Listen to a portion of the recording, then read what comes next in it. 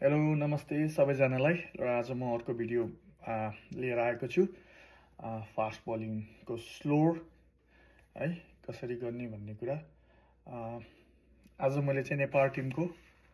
कोचको Jersey लाएर यो बनाउँदैछु यो भिडियो हैन मलाई शक्ति गोसन दाइले दिनुभएको थ्याङ्क यू शक्ति गोसन दाइ र पछाडि जुन यो लेखेको छ कोच होपफुल्ली यो कुरा ड्रिम पुरा होस् एक दिन त्यसैको लागि म आफ्नो कामहरू गरिरहेको छु र फिल्ड र on and off the field हैन ल ठिक छ अब हामी स्लोर बलको कुरा गरौँ हैन मलाई धेरै मेसेजहरू आयो स्लोर बलको बारेमा स्लोर बल कतिवटा फाल्ने कसरी फाल्ने स्लोर बल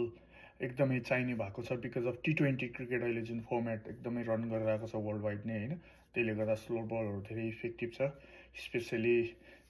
ब्याटिङ राम्रो भइरहेको बेलामा अगेन्स्ट टिमको र डेथ ओभरमा हैन र स्लोर बलको कस्तो छ भने स्लोर बलहरू धेरै छ हैन अफ कटर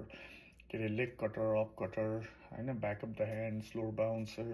हैन वान फिङ्गर हैन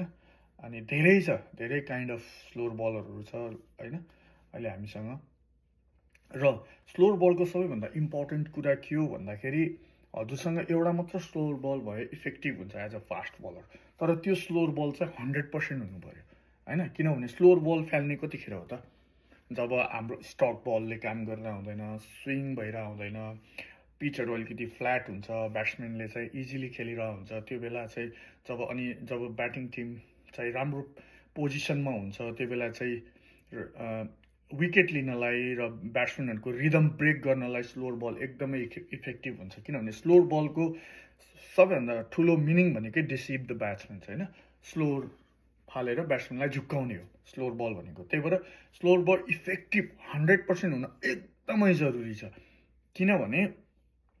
अब मलाई जस्तो भन्नुभयो मलाई मेसेज आएको थियो उहाँले के भन्नु मेरो ब्याकअप द ह्यान्ड पनि छ अफ कटर लेग कटर पनि स्लोर फाल्छु प्र्याक्टिस गर्नुहोस् ठिक छ तर अगर त्यो स्लोर बल 100% छैन भने तपाईँसँग 4वटा स्लोर बल भए पनि त्यो काम छैन है तर तपाईँको स्लोर बल 100% छ भने एउटा slower ball more than enough यो कुरा बुझ्नुहोस् है एउटा slower ball more than enough to deceive the batsman है तपाईँको स्लोर बल राम्रो छ भने एउटा मात्र त्यो गर्दा पनि हुन्छ हो तपाईँ स्किल मल्टी ट्यालेन्टेड हुनुहुन्छ दुईटा स्लोर बल पनि तपाईँले 100% फाल्न सक्नुहुन्छ that's fine that's bonus in यो फास्ट बलिङ हैन तर स्लोर बल चाहिँ हजुर 100% हुनुहुन्न तर you try to bowl like off cutter leg cutter slower bouncers हैन स्लो यर्कर्स हैन अनि ब्याक अफ द ह्यान्ड हैन नक्कल आएको छ अहिले स्लोर बल हैन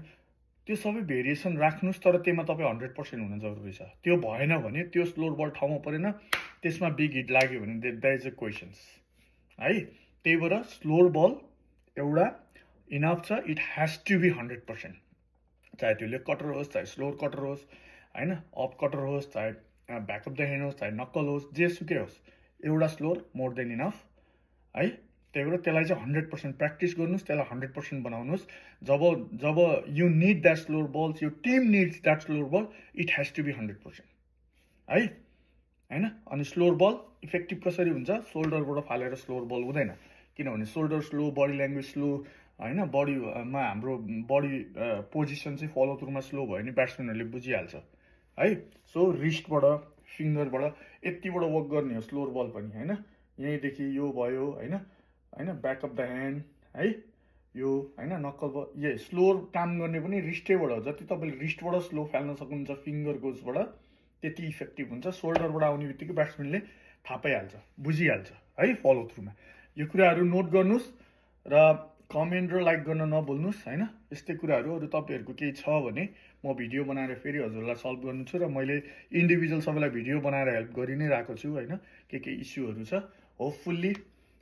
सबैजनालाई यो भिडियो मन पर्यो होला thank you so much specially for the newcomers and the who is playing current for national team domestic जुन पनि क्लबमा या फ्रेन्चाइज लिगहरू खेल्दै हुनुहुन्छ